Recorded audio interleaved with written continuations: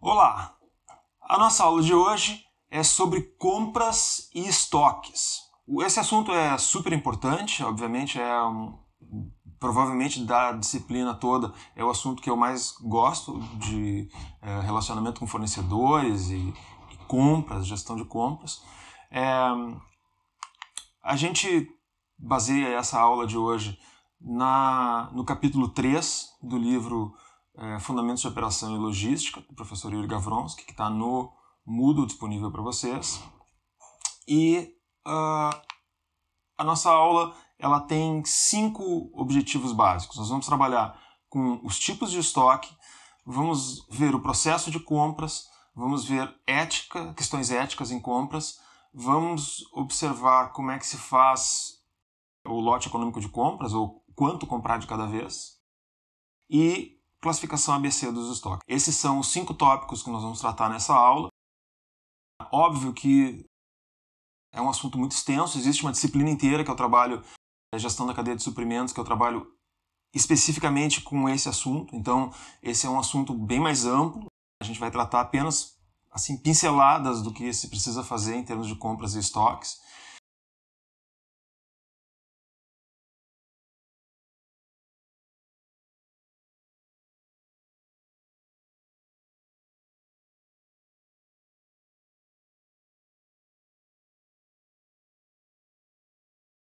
Eu vou tratar apenas itens mais importantes, mais básicos desses assuntos.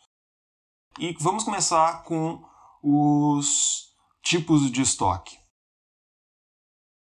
A contabilidade e mesmo a administração dividem os estoques em estoque de matéria-prima, aqueles itens que não foram ainda processados, estoque em processo, alguma coisa que eu peguei lá no meu estoque e estou processando, estou trabalhando com ele, e estoque de produto acabado, ou seja, produtos que já estão prontos, armazenados, esperando para ir para os clientes.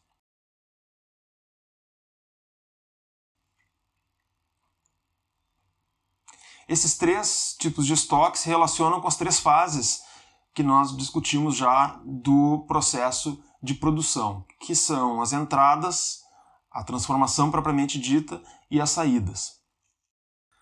Vamos dar exemplos desses 3 tipos diferentes de estoque. O que seria um estoque de matéria-prima numa fábrica de móveis? Seriam as chapas de MDP, MDF, enfim, material aglomerado que eles trabalham, que foram compradas do fornecedor e estão lá paradas no almoxarifado de matéria-prima sem nenhum tipo de processamento. Ela chegou, foi colocada ali, está esperando para fazer alguma coisa com ela. O estoque em processo é aquele estoque nessa empresa, por exemplo, que já foram cortadas as chapas em peças já para fazer os móveis.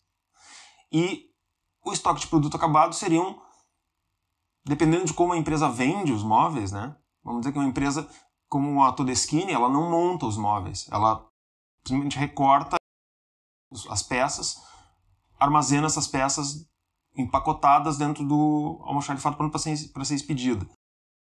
Claro que existe um conjunto de peças ali que estão cortadas esperando para ser embaladas e tal, mas a embalagem é o último processo deles. Tem empresa que vende os móveis já montados. Geralmente empresas menores vendem os móveis montados já. Então a gente vai ter aí algumas situações em que o que é considerado estoque de produto acabado numa fábrica varia de fábrica para outra, mesmo no mesmo setor. Por exemplo, as fábricas de móveis podem considerar produto acabado coisas diferentes. Agora vamos para a segunda parte, que é o processo de compras. Eu divido esse processo de compras em 3 partes. Quanto aos objetivos de compras, obter um fluxo contínuo de suprimentos, entradas, a fim de manter um sistema de produção em funcionamento, coordenar esse fluxo de maneira que ele seja aplicado num mínimo de investimento que afete a operacionalidade da empresa, comprar materiais, insumos e serviços aos menores preços, obedecendo padrões de quantidade e qualidade definidos. procurar, sempre dentro de uma negociação justa e honrada, as melhores condições para a sua empresa, principalmente em termos de pagamento.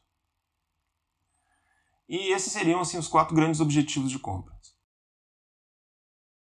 Quanto às funções de compras, compras têm 4 funções. Determinar as especificações de compras, qualidade certa, quantidade certa, entrega certa, tempo e lugar. Selecionar os fornecedores, a fonte certa. Negociar termos e condições de compras. Emitir e administrar pedidos de compras. Seriam essas as quatro funções de compras. Então, vejam, vamos rapidinho. Em primeiro lugar, quando o comprador negocia ou se prepara para negociar com o fornecedor, esse comprador ele precisa saber claramente que tipo de material ele vai comprar. Por exemplo, ele vai comprar aço. Ele trabalha numa empresa que trabalha com aço e ele precisa comprar aço. O departamento de engenharia, de projeto de produtos, precisa especificar em algum lugar qual é o tipo de aço, porque aço existem muitos tipos, então ele precisa saber de algum outro lugar da empresa, ou por experiência própria, enfim, quais são as especificações do aço que é utilizado na produção. Em geral, isso vai especificado, óbvio, numa empresa mais organizada, isso vai especificado na lista de materiais que é utilizada para fazer planejamento da produção, enfim. Aí, uma outra informação que é necessária é em que tempo e em que lugar aqueles itens precisam ser entregues.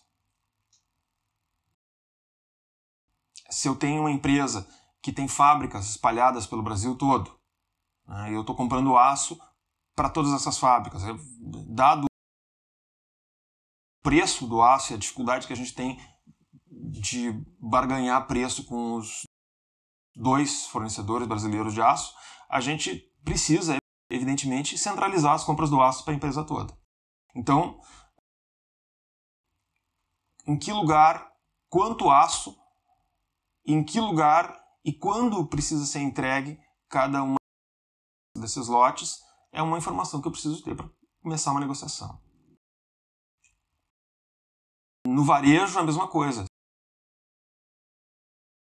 Se eu estou comprando papel higiênico para repor meu estoque de papel higiênico nos supermercados, eu preciso saber em que mercado, em que momento, também o mercado não tem estoque suficiente para receber papel higiênico e ficar estocado no todo. O papel higiênico é um produto super volumoso, pesa muito pouco, então é super complicado. Eu estava falando com um caminhoneiro uma vez que ele transportava papel higiênico e fralda descartável e várias vezes ele foi parado na área de peso lá da polícia rodoviária porque eles estavam desconfiados daquele caminhão atolado até em cima de materiais na caçamba, que eles não sabiam o que era, e aí o cara tá com sobrepeso, né? Ele passou do peso total bruto que ele pode carregar, encosta para pesar, e os caras, como é que pesa tão pouco? Claro, o cara tá carregando papel higiênico e fralda, né? É só volume. Mas voltando para o negócio. Então, selecionar os fornecedores, isso é uma atribuição importante em compras, né? Negociar fornecedores, e aí nós vamos falar mais adiante nisso quando a gente falar dos aspectos éticos, porque, evidentemente, existe muito espaço para atividades não tão lisas, idôneas na escolha de fornecedores. Alguns fornecedores se usam de subterfúgios e alguns compradores às vezes solicitam vantagens para selecionar fornecedor A ou B. Terceiro, então, negociar termos e condições de compras é uma função importante, provavelmente é a função mais importante do comprador e também é uma preocupação ética importante, que a negociação seja o mais vantajosa para a empresa e não para nenhuma das partes. O indivíduo que está ali negociando, nem a empresa que está vendendo. E as empresas efetivamente perdem muito dinheiro nesse aspecto. E quarto, emitir e administrar pedidos de compras, ou seja,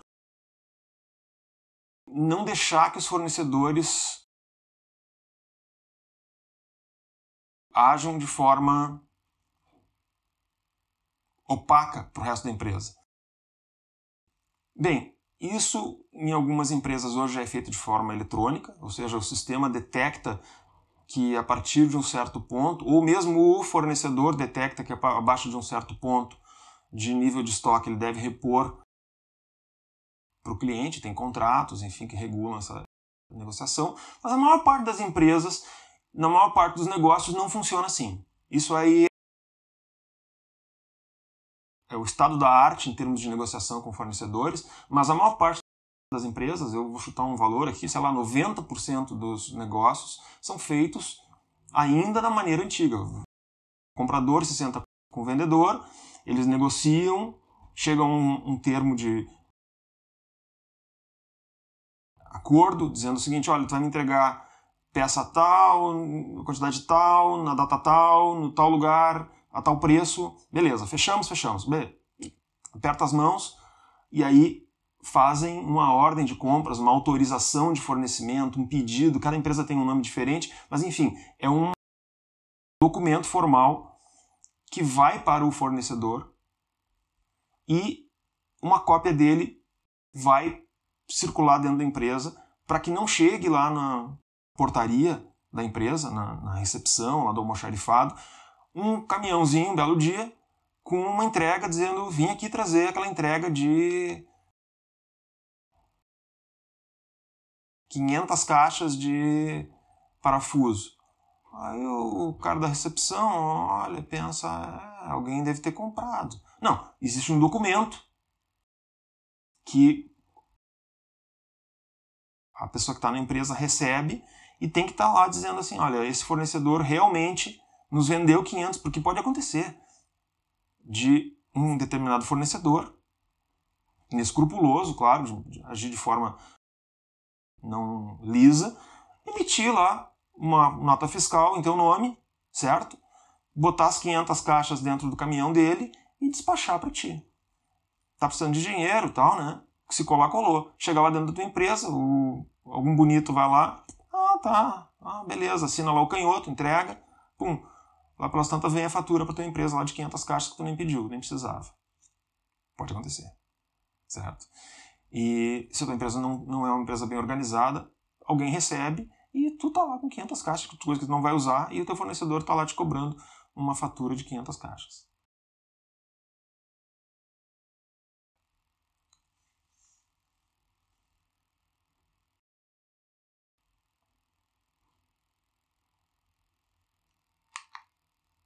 Quanto ao ciclo de compras, então, receber e analisar ordens de compras, selecionar fornecedores, encontrar fornecedores potenciais, emitir solicitação de cotação, receber e analisar cotações, selecionar o fornecedor certo, determinar o custo correto, emitir autorização de fornecimento, fazer um acompanhamento para garantir que os prazos de entrega sejam cumpridos, receber e aceitar as mercadorias e aprovar a fatura para pagamento do fornecedor. Esses seriam 7 passos, mais ou menos genéricos, do ciclo de compras. Claro que cada empresa vai ter uma pequena variação, talvez, nesse ciclo. Esse ciclo também pode variar de fornecedor para fornecedor. Por exemplo, um fornecedor mais estratégico, ele vai certamente requerer um ciclo talvez um pouco mais alinhado de compras, um ciclo que tenha uma eficiência maior de entrega. Então, isso encerra o nosso segundo ponto. Quanto ao terceiro ponto, ética em compras. Esse é só um slide, na verdade, né? Mas se a nossa empresa fizer essas 4 coisas, tá bem, tá valendo. Então, desencorajar o recebimento de presentes de fornecedores, mesmo que seja material promocional de baixo valor, entretenimento. Convidar o teu comprador para uma janta. Tem uma reunião com os compradores das empresas, da nossa empresa, né? Nós vamos receber todos os clientes aqui. o fornecedor dizendo, né, então portanto, vai os compradores lá fazer um grande evento para mostrar as tendências e tal, e esse evento envolve, além de mostrar as tendências da indústria, envolve também uma janta que eles vão dar, e aí na janta também tem um show, e depois do show não sei o que e tal. Melhor não. Evitem que, ou pelo menos se acontecer esse tipo de coisa, vocês tenham o cuidado de monitorar o avanço das compras lá adiante para evitar problemas aí, tá? Tem empresa que não aceita que o fornecedor dê nem agenda pro cara de compras. Tem empresa que exige que se tu ganhou uma agenda, uma caneta e tal, qualquer uma de um logotipo da empresa, tu tem que depositar, muitas vezes deposita numa caixa e aí aquele presente é sorteado, ou tu não pode aceitar. Tem compradores que têm esse tipo de restrição imposta pela própria empresa. Se o departamento de vendas da minha empresa oferece brindes, considerando uma parte valiosa da sua estratégia, procure compreender o porquê e como de tal prática. Define então um valor monetário adequado, tanto para ser oferecido por vendas como para ser recebido por compras, sob forma de presentes, brindes, proibindo para todos os funcionários presentes cujo valor seja mais alto que o limite estipulado. Também, isso é uma coisa que pode ser interessante. Regra de ouro. Não faça com os outros aquilo que tu não quer que façam contigo. Ou trata os outros da mesma forma que tu queira ser tratado. Essa é a regra de ouro. Então, se tu entende que parte do teu negócio, da tua estratégia comercial é ter brindes para os teus clientes, estabelece uma cota, um valor que esses brindes podem ter, dependendo talvez até de importância, de cliente e tal, mas estabelece um limite para esse tipo de coisa e esse mesmo limite aplica para a tua área de compras. Ou seja, se tu te propõe a dar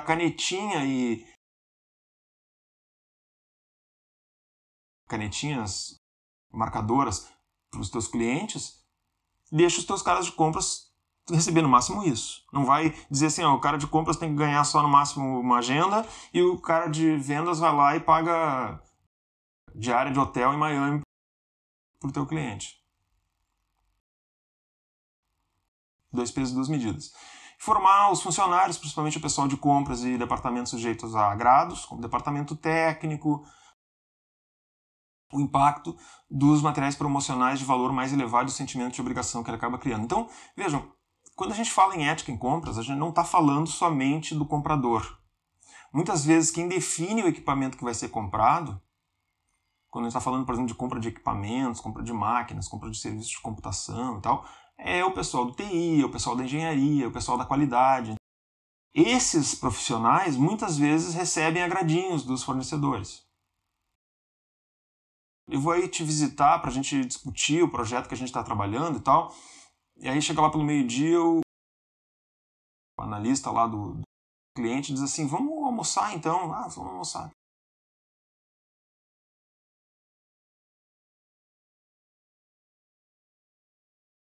Vai num restaurante legal na tua cidade, come um prato bacana, paga pro teu cara de TI, um almoço. Qual será o fornecedor que ele vai se lembrar quando ele quiser comprar? Às vezes nem é por uma fé, mas é que às vezes o cara é um cara agradável, né? A gente almoça junto, ele me paga o almoço, eu sempre vou comer num lugar legal quando ele vem aqui, e eu tô sempre comendo no bandejão da empresa quando ele não vem, gosto dele. Evita esse tipo de coisa. E aí, eu acho que uma coisa importante que as empresas têm que fazer é promover verba e encorajar o pagamento bilateral, ou seja, rachar a conta dos almoços de negócios, né? Então, assim, por exemplo, saiu lá o meu cara de qualidade lá e tem uma visita de um fornecedor. A empresa tem uma verba, olha, tu vai sair, traz a notinha do almoço, a gente ressarce, por exemplo. Porque, bom, a gente entende que quando vocês vierem, vocês vão almoçar juntos, vocês estão trabalhando e tu tá indo almoçar a trabalho. Não vai querer, o fornecedor vai levar no restaurante super caro, o cara vai pagar do bolso dele, porque a empresa exige, mas aí, pô, vem cá, eu tô vindo aqui porque eu tô trabalhando e tal. Né? Ou evita o restaurante caro, né? Ou, sei lá, pensa alguma coisa. Ou ressarce e diz o valor, olha, pode almoçar e gastar X. Aí, se o cara quiser ir comer no restaurante mais caro e depois pedir ressarcimento de uma parte, enfim, fica a critério dele. Mas, assim, ter alguma previsão para isso. Olha, não quer que o cara receba o almoço de graça, estabelece uma certa verba para isso. Olha, até tantas vezes por ano, ou por semestre, enfim, né? Aquele funcionário que receber um fornecedor e tal, for almoçar com ele, tem direito a ser ressarcido dos custos advindos disso. Ou não, ou diz, olha, não é para almoçar fora, come aqui no bandejão da empresa junto com o fornecedor.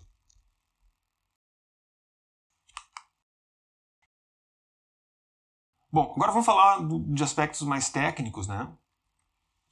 Um ponto que eu gostaria de trazer aqui para vocês é um mecanismo, um dispositivo para a gente pensar o quanto comprar. Quando vocês fizeram esse exercício do simulador de compras no Excel, eu pedi que vocês me dissessem, olha, são 3 empresas e tal, como é que funciona, né? Eu mandei aquele simulador de compras, né? Foi contratado para planejar compras e tal. Qual é que é o objetivo desse exercício? O principal objetivo desse exercício é vocês verem a discrepância que existe entre comprar um pouquinho de cada vez e comprar um balaio e deixar parado no estoque gastando até o final. As alternativas intermediárias que vocês testaram, elas são interessantes para ver que elas podem ser, às vezes, ser melhores do que os extremos não são bons. Essa reflexão sobre o simulador a gente vai fazer na nossa videoconferência, da aula face a face, mas vamos pensar nesses dois extremos agora das compras, ou seja, eu comprei uma paulada lá no início e aí eu vou gastando ela ao longo de várias semanas, tá? O que acontece se eu compro muito? Eu fico com pouco capital de giro disponível, eu tenho maior risco de obsolescência, eu tenho um menor risco de faltar produtos, eu tenho muito menos trabalho para o comprador, portanto eu preciso ter menos compradores, né, na empresa, se eu tiver muitos.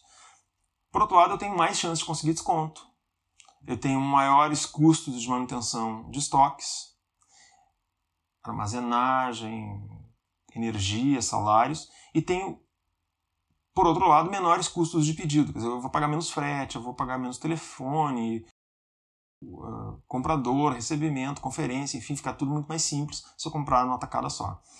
Esse gráfico que vocês estão vendo aqui na direita do texto é o gráfico equivalente a essa compra. Ele é chamado de gráfico de dente de serra, porque ele lembra, né, se vocês olharem uma serra, um serrote, ele tem esse formato dentado, que indica a hora que o material chegou, a quantidade que está no meu estoque, e depois, à medida que eu vou gastando, ele vai descendo inclinado. Claro que nenhum material desce assim tão bonitinho, inclinado, né? Tem uma variação pequena, mas existe, em alguns casos, de consumo de produtos. Outros produtos descem, são consumidos de forma mais irregular, o dente tem menos afiação do dente, né? O dente não é tão parelhinho, mas esse aí é o desenho, vamos dizer assim, bonito do gráfico dente de serra. Por outro lado, se compra pouco, né, o gráfico fica assim, né, fica uma serra de dentes mais fininhos. Eu fico com mais capital de giro disponível, o material gira mais, eu aumento o giro nos estoques, eu tenho um maior risco de faltar produtos, porque eu estou recebendo muito frequentemente, então eu tenho quantidades pequenas. Se o fornecedor atrasar, se der um probleminha e tal, eu posso parar a produção. Eu tenho mais trabalho para o comprador, ou preciso ter mais compradores. Eu tenho menos chance de conseguir descontos. Pelo menos se eu estou comprando assim spot, né? Se eu estou comprando caso a caso, às vezes essa compra que a gente está vendo aqui, elas não são necessariamente compras individuais, né? Isso aqui às vezes é um contrato. Hoje, modernamente, já se faz isso. Eu faço um contrato para o ano todo e digo, olha, me entrega tanto por mês, mas eu negocio não aquela comprinha pequena, cada uma delas individualmente, porque isso é um porre de fazer, mas negocio a quantidade maior, a quantidade geral do ano todo.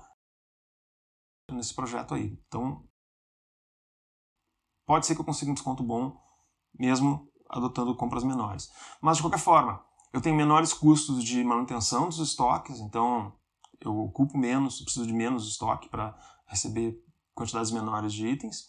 E, por outro lado, tenho maiores custos de pedidos. Eu tenho mais fretes, eu tenho mais ligação para o fornecedor, eu preciso ter mais compradores para fazer essa monitoria de compra pequenininha, eu tenho mais trabalho no recebimento, mais trabalho na conferência, enfim, existe um conjunto de coisas que são negativas, né, em comprar pouco. Algumas dessas coisas podem, como eu disse, com essa questão de fazer contratos de longo prazo com fornecedores, gerar uma certa vantagem aí, né, no caso, por exemplo, de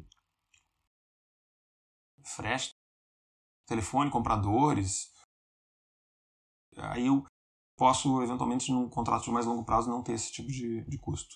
Então vocês veem que os dois extremos não são bons.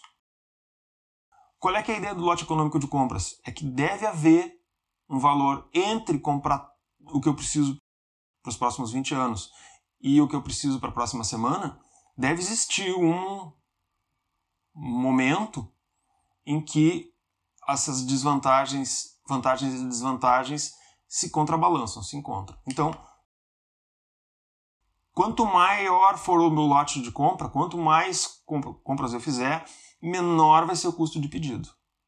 Ele vai descendo, como vocês devem ter visto no simulador, esse tipo de situação. Quanto maior for o lote, quanto maior for a minha compra, mais tempo aquilo lá vai ficar parado, portanto, maior vai ser o meu custo de manutenção. Onde esses dois pontos se cruzam é o ponto de mínima, é o ponto onde eu tenho o menor custo total. E esse ponto de mínima é chamado de lote econômico de compras. Vocês devem ter aprendido, ou vão aprender ainda em alguma disciplina do curso, técnicas matemáticas para minimizar valores. Para quem lembra ainda, deriva primeira, deriva segunda, igual a zero, aquela coisa toda. Eu aqui vou poupar vocês da demonstração matemática de como é que se chega nisso. Vocês sabem que é uma minimização e que essa minimização vai gerar um valor mínimo, né? E eu vou entregar a fórmula para vocês. Se vocês quiserem, me chamem, né? Eu explico tranquilamente qual é o passo a passo do cálculo do lote econômico, tá? Mas enfim, é isso o cálculo do lote econômico. O lote econômico é a raiz quadrada de 2 vezes a demanda anual vezes o custo do pedido dividido pelo custo da armazenagem, tá? É isso. Se a gente botar os dados do simulador que vocês fizeram, a gente vai encontrar lá. O lote econômico de compra é 2 vezes, o 2 é fixo. O valor da demanda, eu estou fazendo por semana ali, né? 400, vezes 100, que é o custo de pedido, dividido por 0,1, que é o custo de estocagem por semana. Observem que eu estou usando aqui dados semanais e não anuais. Por que isso, hein? Mas a fórmula lá eu estava falando de demanda anual e custo anual de manutenção. Se os dois, se o de cima e de baixo estão na mesma unidade, dá na mesma, tá? Digamos, peguei lá o custo anual, dividi por 52 e pronto. E aí a demanda, eu fiz uma média, 400, está feito. Vai ser raiz quadrada de 80.000 dividido por 0,10, que vai ser 894 com 42,72. Então, assim,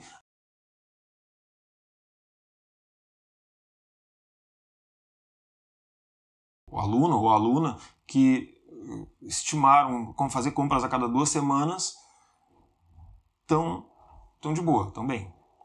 Mas aí, Yuri, tu tá dizendo pra gente que tem que comprar 894 itens por semana, mas a empresa só precisa de 400 na média e tal. Mesmo que eu bote um pouquinho a mais, vai ficar sobrando lá no final do tempo. Como é que eu faço isso? Veja, o custo total ele é pouco sensível ao tamanho de lote. Se a gente fizer compras de 840, ou de 900, a gente não vai ter um custo total tão longe do 894, tá? Mas então, para que serve o lote econômico de compras? O lote econômico de compras ele é um norte. Ele não deve ser considerado assim uma regra específica. Não, eu tenho que comprar dentro do lote econômico de compras. Como eu disse, esse lote econômico de compras aqui ele é a versão simplificada do lote econômico de compras. Ele não assume atraso do fornecedor, ele não calcula para vocês o estoque de segurança, ele não calcula para vocês que o fornecedor pode dar um desconto, ele não calcula nada disso, ele prevê pura e simplesmente custo de armazenagem e custo de pedido, são esses dois itens. Então, precisa, de uma certa forma, temperar um pouco isso. Até porque o frete, por exemplo, se vocês fizerem compras menores, vai ser diferente. Se vocês fizerem uma compra para um ano, vocês vão pagar um frete muito mais alto do que se comprarem compras menores. De repente pode negociar com a transportadora para fazer valores diferenciados para vocês, já que vocês vão ser um cliente frequente, aquela coisa toda. Pede uma quantidade menor. O custo de pedido também não é um valor fixo, né? Então vocês têm que ponderar um pouquinho o uso do lote econômico de compra, mas ele dá um norte.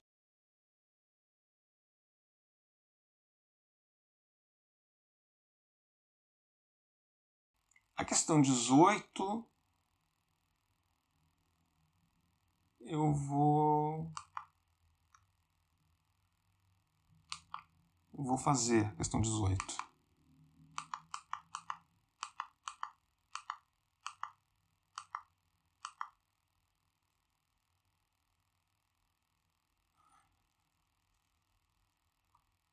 A questão 18 é o seguinte.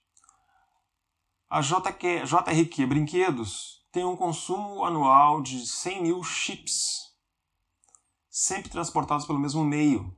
O Dr. Quintana, gerente de produção da JRQ, está analisando as opções de compra semanal ou trimestral de chips representadas nos gráficos a seguir. Então veja o seguinte, isso é uma questão de ENAD, né? O ENAD é o Exame Nacional dos Cursos Universitários e é uma prova que é aplicada para alunos formandos do curso. E é super importante o ENAD porque ele permite que não vocês tenham o seu desempenho medido, mas o curso de vocês tenha o desempenho medido. E participar no ENAD é um ato assim quase de civismo, né? Porque garante que não só vocês, mas todos os seus colegas têm um diploma que vale mais.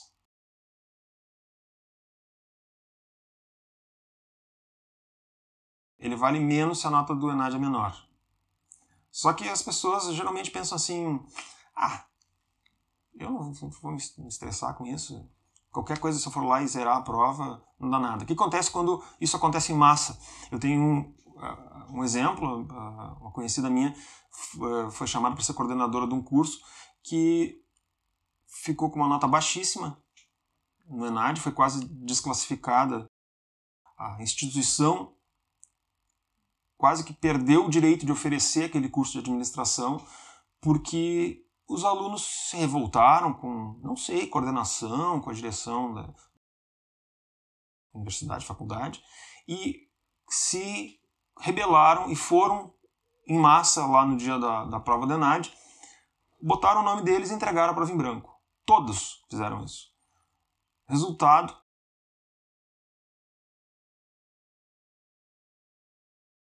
a universidade quase que perdeu a possibilidade de oferecer esse curso. Aí, enfim, né, essa situação foi revertida até dentro da gestão dessa minha conhecida, que fez um trabalho de motivação, enfim, lá, e os alunos finalmente entenderam que o ENAD é uma coisa importante para o curso deles e finalmente levantaram a nota da instituição. Bom, eu estou pegando aqui o exemplo de uma questão, é uma questão de como pode ser pedido o lote econômico de compras. Sempre tem questão do lote econômico de compras aqui, e eu já vi também algumas questões de concursos para a área da administração pedir lote econômico de compras. Então é um tema que pode ser interessante que vocês compreendam para esse tipo de coisa. Bem, aí tem assim dois lados. As compras trimestrais, alguns dados numéricos, e no lado direito, alguns dados numéricos, mas eles não informam dados suficientes para o lote econômico de compras. Se vocês forem tentar fazer ele, vocês não vão conseguir, não vão calcular. Quer dizer, a pessoa vai começar a calcular, vai se perder e vai dizer, não leu mais essa porcaria, e vai embora. E perdeu a oportunidade de fazer uma questão porque não leu direito. Então diz o seguinte, o Dr. Quintana deve tomar sua decisão considerando a compra. A trimestral representa maior custo de manutenção de estoque, trimestral resulta em consumo anual menor, a semestral representa menor investimento em estoques, a semestral resulta em estoque zerado 2 vezes ao ano, implicando menor risco de falta, e a semestral resulta em maior custo de transporte. O que vocês acham que é a resposta? Não precisa fazer conta nenhuma. A trimestral apresenta maior custo de manutenção de estoque? Muito antes pelo contrário, né? Ela é uma compra menor do que a outra. O custo de manutenção de estoque, já que o material vai girar mais, é menor. A B, trimestral resulta em consumo anual menor? Não faz a menor diferença para o consumo. O que tu compra é o que tu compra, não é o que tu vende. Só vai ser diferente se faltar material, mas a princípio, né, nenhuma delas representa nenhuma função em relação ao consumo. Vai comprar a mesma coisa. Não vai mudar a diferença do teu consumo. A semestral apresenta menor investimento em estoques. Exatamente o contrário, né? Eu tenho que botar um estoque muito maior, eu tenho que investir muito mais, esse dinheiro vai ficar parado lá, vai descapitalizar a empresa para fazer outras coisas que a empresa precisa fazer no seu dia a dia. Então, se eu estou até o pescoço de estoque, o que significa isso? Significa que eu vou tirar dinheiro que eu poderia estar pagando funcionários, que eu poderia estar pagando outras coisas naqueles meses que aquele estoque fica lá sendo consumido. Então, é uma conta que a empresa tem que fazer. Empresas mais justinhas aí em termos de caixa tem que olhar bem adequadamente para antes de fazer compras gigantescas. A semestral resulta em estoque zerado 2 vezes ao ano, implicando menor risco de falta. Sim, é isso aí. A resposta é a D.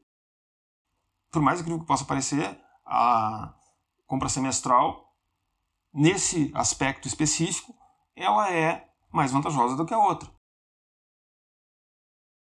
É verdade, ela representa menor risco de falta.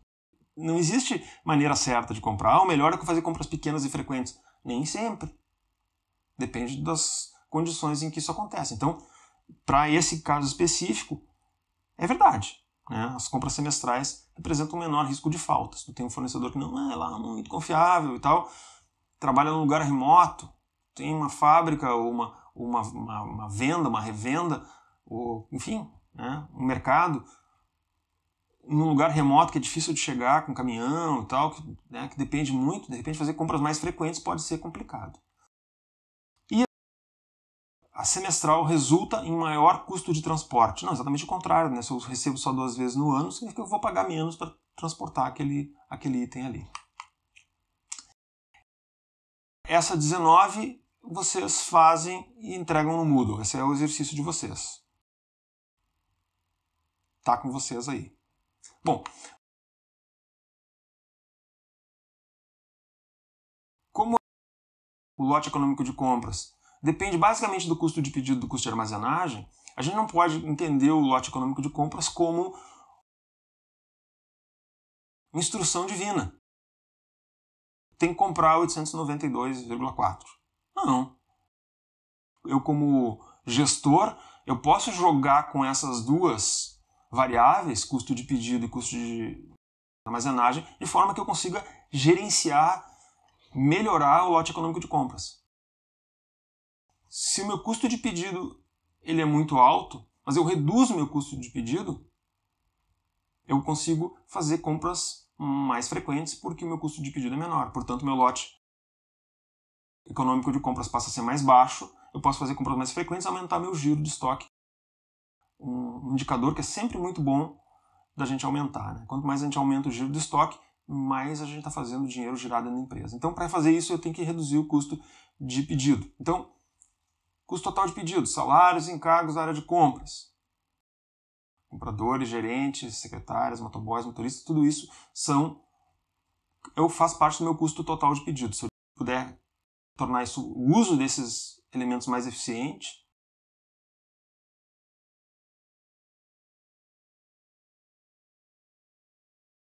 usar menos horas de trabalho deles para fazer a mesma compra, eu reduzo meu custo de pedido.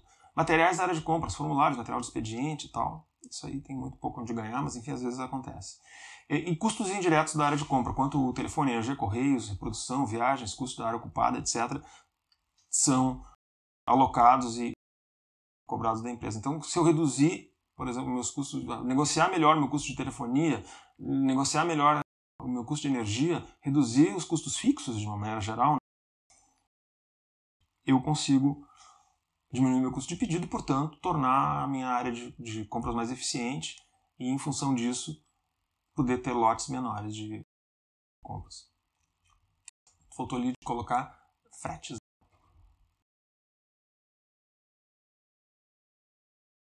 Custo unitário do pedido, então é o custo total de pedidos, custo que eu gastei na minha área de compras, basicamente é isso, né? Eu pego o custo da minha área de compras no ano e divido pelo número de pedidos que eu fiz no ano. Eu tenho meu custo de pedidos. Simples assim. Componentes do custo de armazenagem. O custo de armazenagem é a quantidade de material em estoque no tempo, dividido por 2,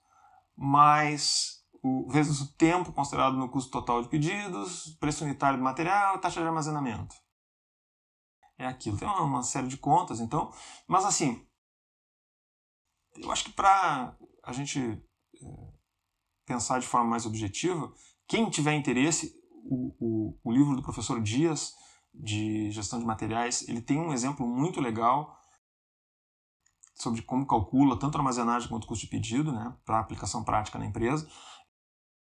O que eu gostaria mesmo que vocês entendessem é o seguinte: qual é que é o custo de armazenagem? É, claro, proporcional ao preço do meu armazém. Custo para manter o meu armazém. Então, como é que eu reduzo isso? Eu tenho uma lojinha no centro da cidade e tal, e aí eu tenho que ter uma área enorme lá atrás para ter estoque. A minha loja é pequena, eu estou gastando um monte de armazenagem. Não tem que ter estoque todo da empresa ali. Eu posso ter um estoque no lugar mais barato da cidade e trazer, vir abastecendo as lojas e ter mais espaço de loja para vender, que é o que realmente interessa no lugar que tem um ponto caro.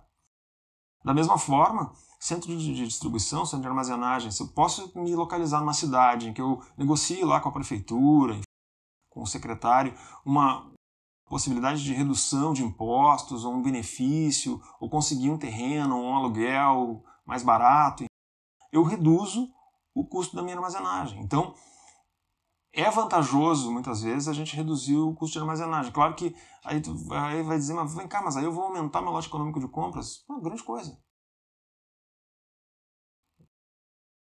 Mas tenta reduzir o teu custo de armazenagem, que vale a pena.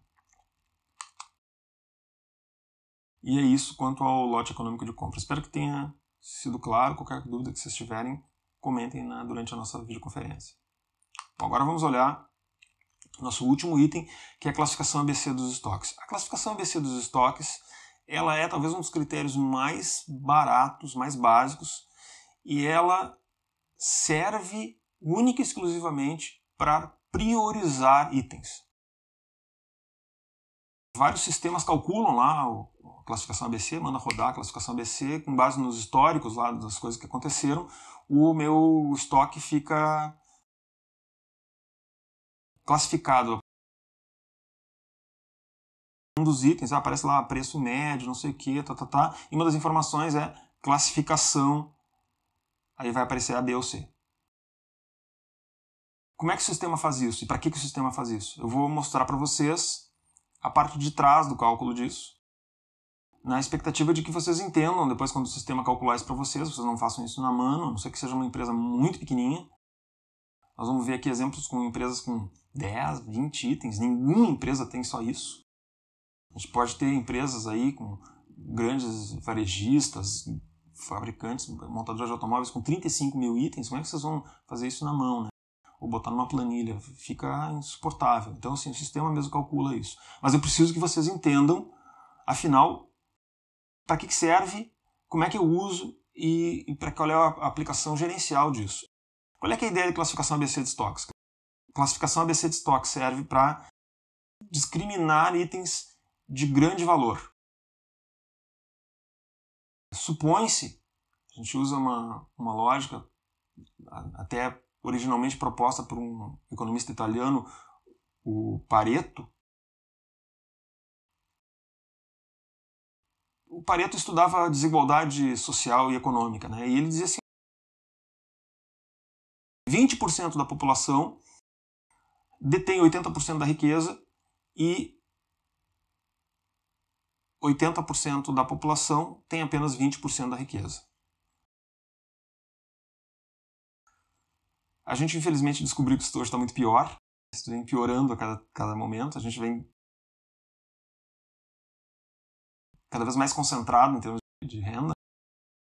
Eu vi um livro agora há pouco tempo de um economista, que ele dizia, um sociólogo, na verdade, ele dizia que quando se falava em automação, a gente pensava que as pessoas iam trabalhar menos, que a vida ia ser mais tranquila, que não ia ter tanto trabalho, né? As pessoas iam poder trabalhar turnos de 6 horas e tal, e não está acontecendo isso, muito antes pelo contrário, nós estamos trabalhando cada vez mais, estamos trabalhando cada vez de forma mais eficiente, estamos tendo cada vez mais automação, cada vez mais eficiência no trabalho da gente, só que essa eficiência não está retornando para quem trabalha, ela está retornando para quem tem a empresa. Então, nós temos casos de países altamente concentrados, por exemplo, Estados Unidos, ali se estima que é 1% do país, eles têm um cálculo lá, parece que as 10 maiores fortunas do país têm mais renda do que 50% da população. Então, nada perto de 80-20, né?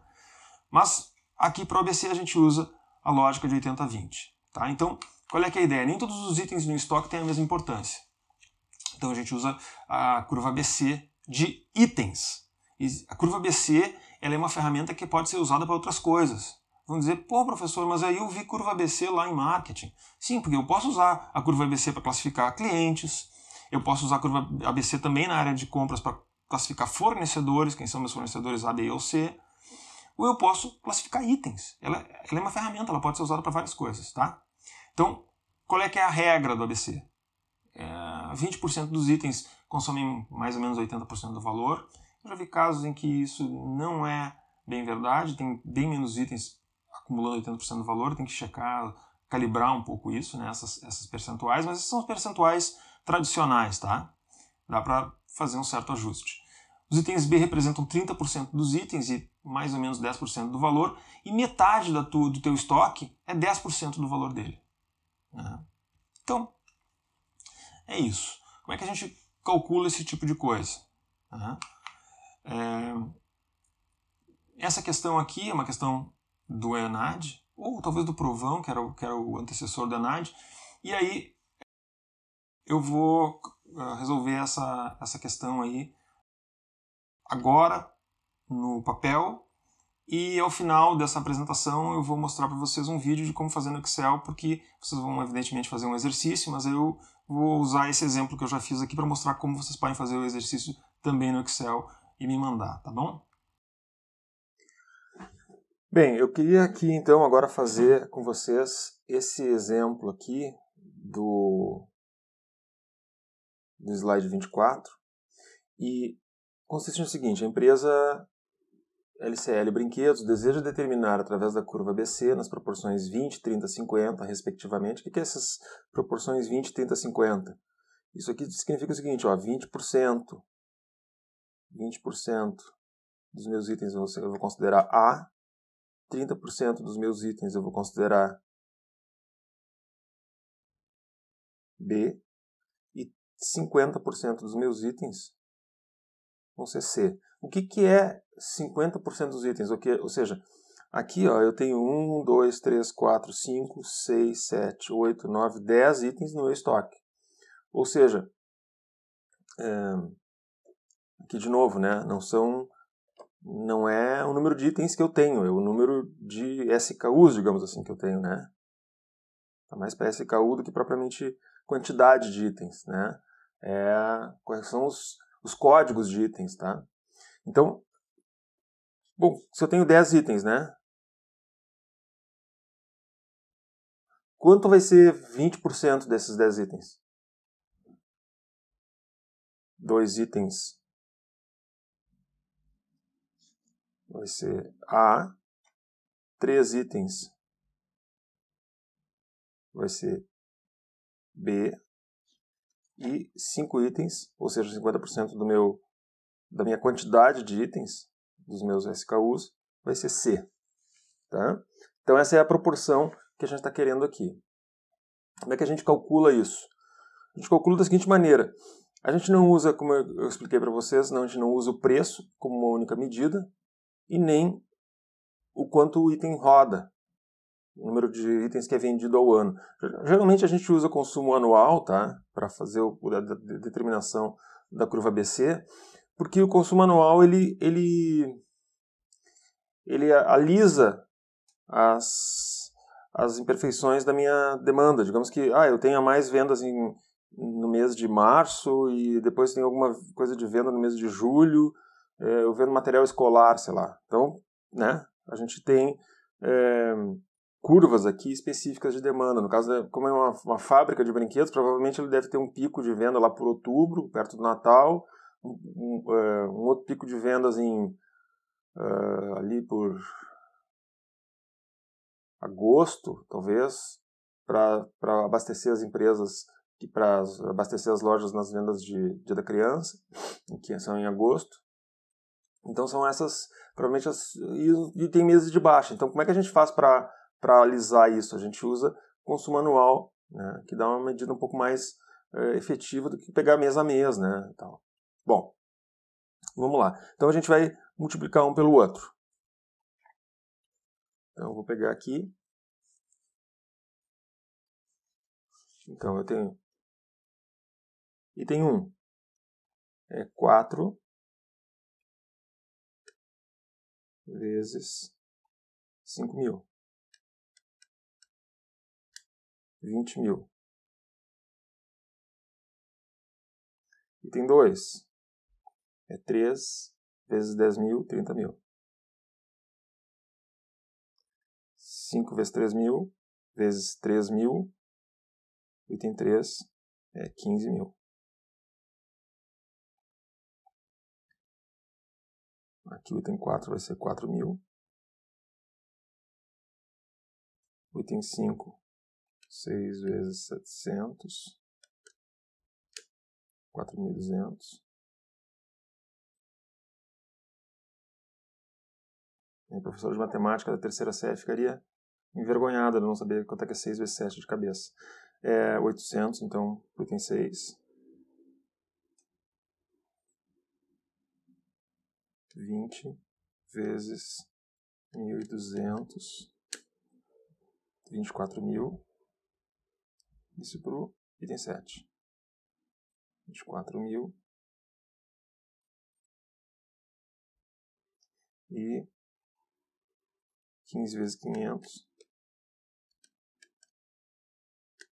7.500.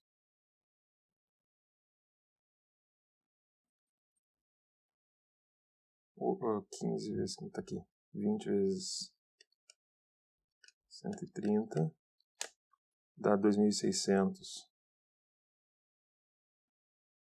O item 9, o item 10, 3 vezes 270, 810. Tá? Então, agora eu tenho todos os elementos que eu preciso para fazer a curva ABC. O que eu tenho que fazer agora? Eu tenho que pegar, então, os 2 itens maiores. Na verdade, quando a gente vai fazer isso aqui, a gente classifica, a gente vai fazer isso aqui no Excel, vou mostrar depois um outro exercício onde eu faço isso no Excel. A gente classifica a tabela do Excel por essa coluna, né? A gente gera uma coluna adicional aqui, onde seria o valor movimentado, e aí a gente faz a classificação por essa coluna e está feito. Mas aqui eu vou fazer manualmente. Vamos ver qual é que é o maior deles todos. É o 2. Então,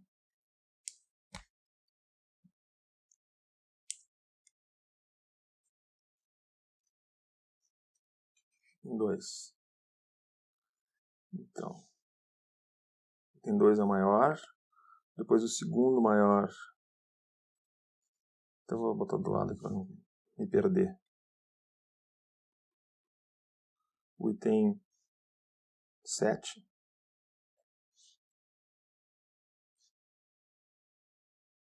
R$24.000. E aí aqui já estava encerrado. Por exemplo, se a gente estivesse fazendo uma questão dessas, tá? Aqui já estava encerrado a ponto. Ah, não, tem que fazer o percentual do valor, né? Então, peraí. Vou mostrar essa outra parte também, para que eu vi. Então, a gente quer saber qual é a resposta. Não é o 1 e 2, não é o 1 e o 7, é o 2 e o 7. Vê se tem mais alguma alternativa que tem o 2 e o 7. Não. Então, essas aqui. Tá? Os dois itens mais altos respondem a questão. Quer dizer, a resposta aqui é C. Mas, deixa eu fazer o resto aqui para mostrar para vocês as demais questões que existem aqui. Vamos lá. 2, 7. Depois o próximo é o 1, que é 20.000. Que é o pega-ratão dessa questão aqui, né? 1, 2 e 7.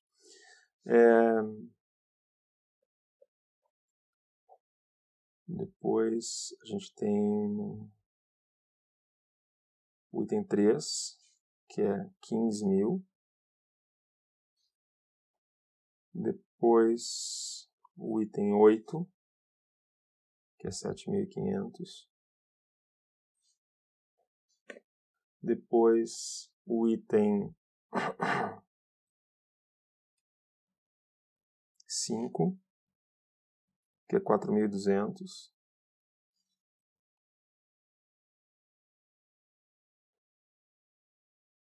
Item 4, que é 4.000. Item 6, que é 800. Não, desculpe. Item 9, que é 2.600.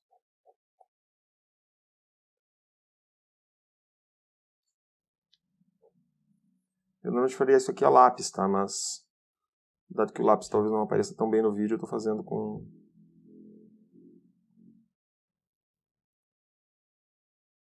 110. Eu sempre procuro alinhar assim pelo pontinho, tá? Porque aí fica mais fácil de fazer a conta, mas vai lá. Depois, de cabeça, quando a gente faz de cabeça fica mais fácil. Depois o item 6, que é 800.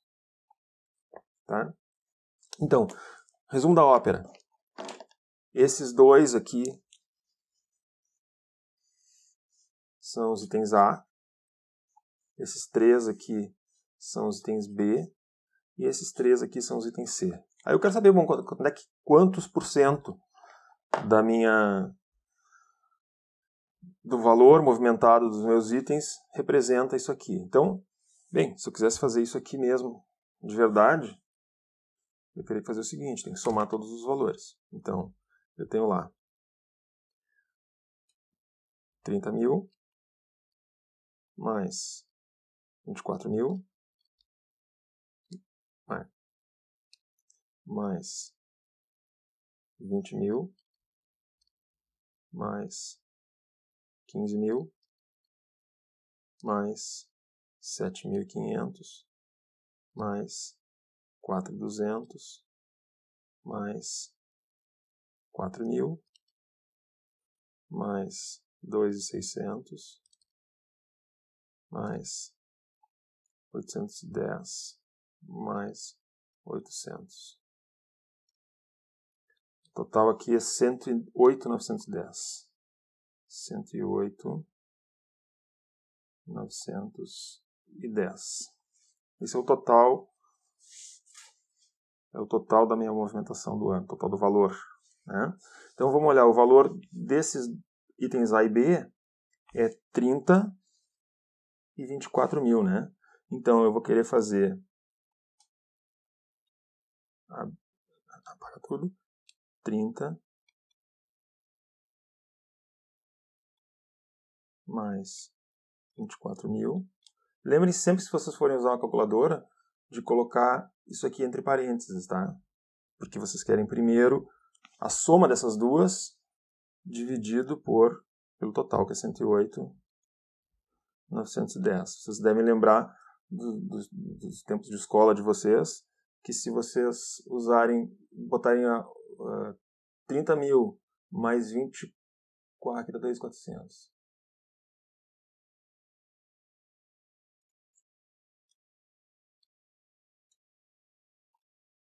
Isso. 30 mil mais 24 mil dividido por, não sei o que, o total aqui, o que vai acontecer?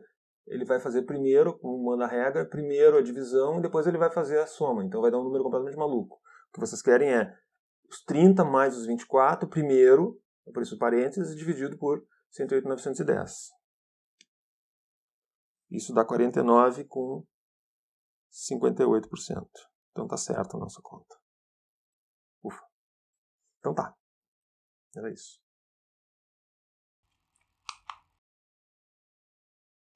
Essa segunda questão aqui, ela é mais simples do que a primeira.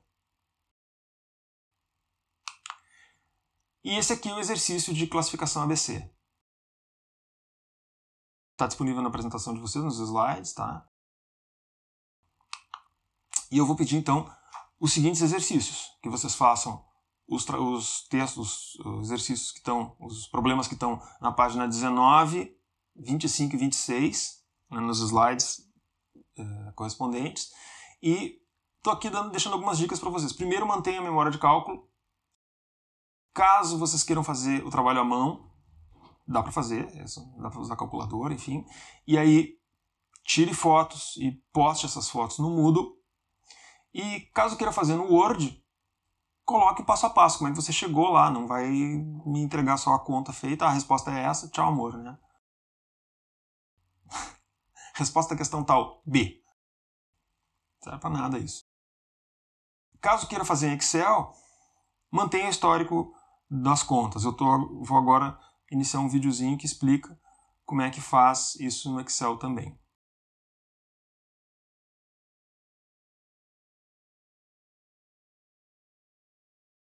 Uma aluna me comentou o seguinte: professor, eu não tenho Office instalado no meu computador, eu estou usando o computador da minha empresa, enfim. Então, se vocês não têm o Office instalado no computador de vocês, se vocês estão usando o computador da empresa, que não podem instalar nada, a solução é bem simples. Vocês vêm aqui em Office 365.unicinos.br.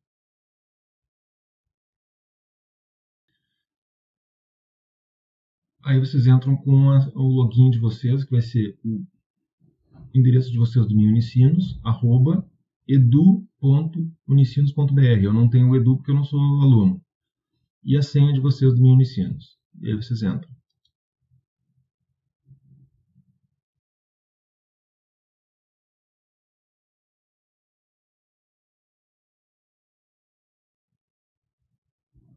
E aí vai abrir... Eu programei para abrir meu e-mail, mas provavelmente para vocês vai abrir a lista de aplicativos que vai estar aqui, ó. Esses 3 quadradinhos. Então tem todos os aplicativos do Office 365 que a gente tem à disposição como aluno ou professor do Unicinos. Então eu vou entrar aqui no Excel e vou fazer o exercício no Excel. Qual é que é a minha ideia? É mostrar para vocês aquele exemplo que a gente fez no slide 24 e a partir desse exemplo vocês fazerem o exercício que vocês têm que fazer mesmo, que é do slide 26. Então, nova pasta de trabalho. Vou começar com uma pasta em branco.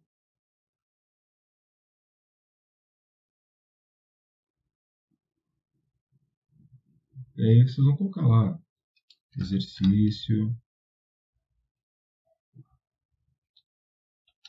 da curva ABC. Opa. Vamos colocar o nome de vocês. Para quem dá nota. E aí, vamos colocar lá. Item, preço,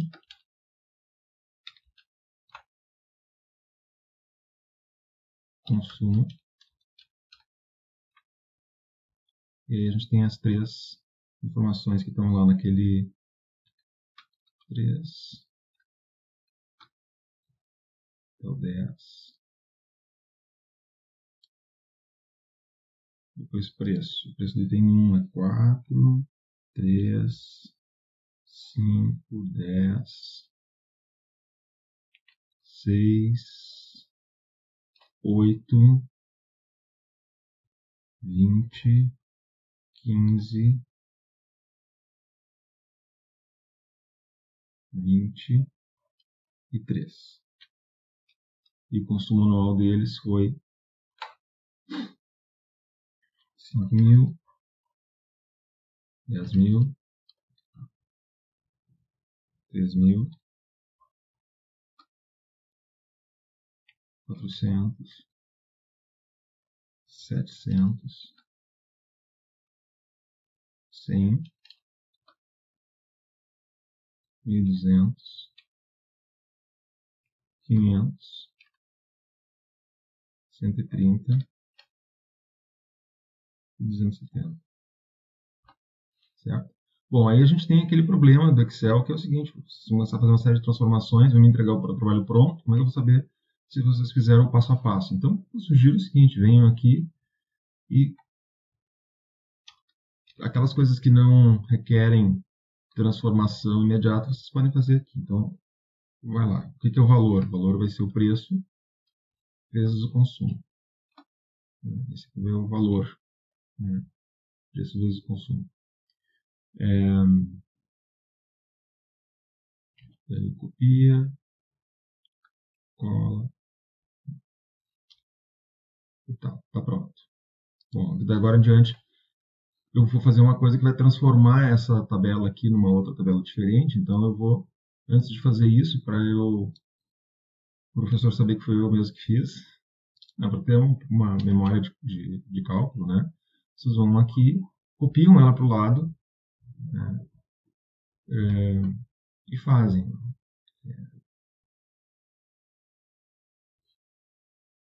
Classificar, classificação personalizada, classificar por valores da célula em ordem descendente. Para esse caso está pronto o exercício, né? Porque esses dois aqui que serão os itens A, né, eles são distribuídos em 20, 30 e 50. Né? Então, esses dois primeiros, portanto, são os itens A, depois os itens B e, finalmente, os 50% menores, os itens C. E aí, bom, se vocês... Está feita a classificação ABC. Se vocês quiserem fazer uma firula, pode botar aqui, inserir formas, fazer uma flechinha para o lado. Dá para fazer tudo que é coisa que dá para fazer no Excel normal, dá para fazer aqui nesse Excel web, né? Como se fosse o equivalente às planilhas do Google, né? Exatamente igual. E aí, quando terminou, bom, ele vai salvando ao mesmo tempo, tá? Vocês podem trocar o nome. Exercício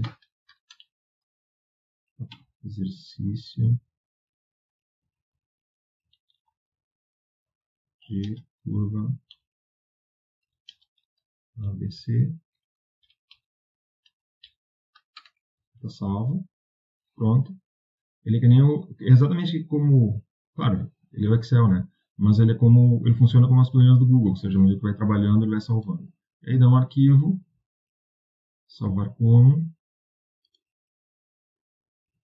E aí baixar uma cópia para o seu computador. Eu baixo lá na área de downloads, por exemplo, exercício da curva ABC e faço upload para o Moodle. Tá?